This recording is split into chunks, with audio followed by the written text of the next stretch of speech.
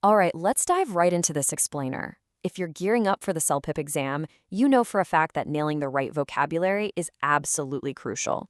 So today, we've got a laser-focused goal. We are going to master the top 10 travel words tested on the CELPIP exam. These are your heavy hitters for anything involving travel, flight delays, hotel bookings, you name it. Now, are we just going to sit here and memorize a boring vocabulary list? No way. Think of it more like mastering the ultimate Canadian road trip. We're looking at these words as cultural keys. Grasping how Canadians actually use these terms in the wild is exactly what's going to help you totally ace your writing task 1 and speaking task 5. It's all about those authentic, everyday scenarios. So here's our roadmap for today. First, we're looking at lodging and vacation styles. Then we hit itinerary and flying, and finally, transport modes and tours. Let's get right to it. Section 1, Lodging and Vacation Styles. This is phase 1 of our travel planning. Right off the bat, if you upgrade your vocabulary from a basic word like hotel to accommodations, you're instantly leveling up your language. I mean, Canadians use this word all the time. It's kind of like a catch-all term for hotels, motels, Airbnbs, the whole shebang. Dropping this into a complaint letter or travel comparison, that's an immediate score boost for sure. Let's actually define it. Accommodations, usually plural here in North America, literally just means a place to stay or lodging, and the verb form is accommodate. Our source actually gives us this fantastic supernatural example to use. Before we buy plane tickets, we should sort out our accommodations for our trip to Nepal. You see how that sounds so much more advanced than just saying find a hotel? Okay, next up is a word that is deeply rooted in local culture, campsite. Technically, it's just a place used for camping, but culturally, oh man, it is a hardcore Canadian summer obsession. Honestly, every spring, locals will literally battle it out online on the Parks Canada website just to reserve a patch of dirt in Banff, Jasper. So knowing that context is a huge, huge advantage for the listening section. Let's say you're comparing travel methods for speaking task 5. Listen to how perfectly this flows. Bringing a tent and paying for a campsite is probably the cheapest way to travel, but it's definitely not the most comfortable. Notice how seamlessly campsite just fits right into that comparison. It's a highly natural, native-sounding structure. Our third lodging word is resort, which is simply a place for holidays or recreation. So why is this one so important for a Canadian exam? Well, winters in Canada are long, dark, and, quite frankly, absolutely freezing. Because of this, there's a huge demographic of Canadians, affectionately known as snowbirds, who escape the bitter cold by flying south. They'll frequently book these all-inclusive resorts in places like Cabo or Cuba just to thaw out.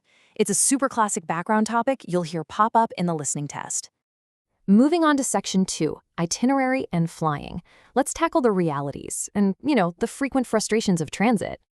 Canada is massive, like truly huge. So flying cross-country from Vancouver to Toronto often involves a dreaded stop in a major aviation hub, like Calgary.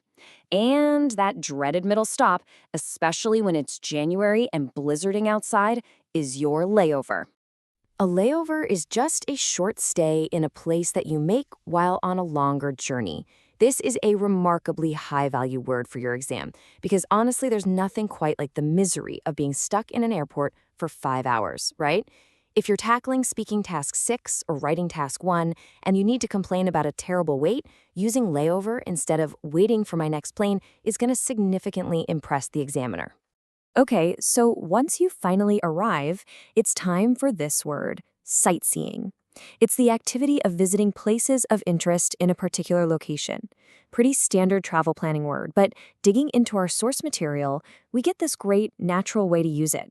My favorite part about visiting old European cities is just walking around and sightseeing. And of course, every trip has a destination, the place to which someone or something is going. This word is incredibly common.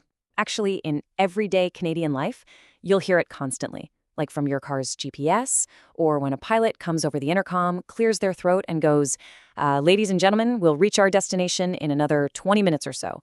Definitely keep an ear out for that one in the listening modules. Our last word in this section is journey. This is an act of traveling from one place to another, especially over a long distance. What's kind of fascinating here is how journey perfectly replaces the much weaker basic word trip. If you're describing some epic 7-day exploration across mountains and forests, Calling it a journey just adds so much more descriptive power and maturity to your vocabulary. All right, Section 3, transport modes and tours. We survived the flight, so let's figure out how to navigate locally. First up is passengers, travelers on a public conveyance. Catching this word is absolutely vital for the listening test. Why? Because transit broadcasts on the Toronto TTC subway or the Vancouver SkyTrain almost always start with the exact same phrase, "Attention passengers." If you hear that phrase, boom, you immediately know the context of the audio clip. For example, you might hear a prompt exactly like this. The pilot has told all the passengers to buckle up their seatbelts and prepare for landing. The exam question is going to test if you know exactly who those instructions are targeting. And the answer? The passengers, of course. Now, if you want a highly advanced replacement for short trip or tour, you've got to use the word excursion. An excursion is a short journey, especially one engaged in as a leisure activity. Here in Canada, it is incredibly common to use this word when you're booking stops during a cruise, like a shore excursion in Alaska or the Caribbean. Using it just shows a truly sophisticated command of English. To see how naturally it fits into a compelling narrative, just listen to this native example. One excursion that we decided to take was a one-day birdwatching trip on Gabriella Island. Now, Gabriella Island is this beautiful spot in British Columbia. Using excursion here instead of tour makes the speaker sound incredibly fluent. Our final word today is motorboat, which is, well, simply a boat powered by a motor. But again, context is everything here. Thousands of Canadian families have a cozy cottage or cabin on a lake, escaping the city for a warm summer weekend and going out on the calm water in a motorboat with the family. That is a quintessential summer experience, and it's a fantastic, warm topic to pull from for your speaking tasks. Now here's a pro tip. Examiners award high marks not just for knowing nouns, but for knowing exactly which action verbs to pair with them. We call these collocations. So you don't just get accommodations, you find or sort out accommodations. You reserve or pay for a campsite. And in a really great conversational phrase, you fire up the motorboat. You definitely want to master these pairings. So let's look at the core strategy you should build into your study plan. Step 1. Swap those basic words for advanced ones. Step 2, master the Canadian context, like knowing about snowbirds and Parks Canada. And step 3, practice these in mock scenarios. Advanced word choices rooted in real cultural context, that's the real secret to a high score. As you go about your day or as you sit down to practice your listening modules, keep your ears wide open for specific trigger phrases like "attention passengers." Recognizing these phrases in everyday Canadian life or simulated exam life is literally the ultimate study hack. It anchors you in the scenario immediately.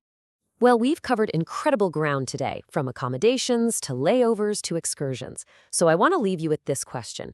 Which of these top 10 travel words tested will you use in your very next Task 1 practice letter? Seriously, don't just file this information away. Apply it immediately. Level up your vocabulary and go ace that exam. Keep studying, keep practicing, and we'll catch you in the next explainer.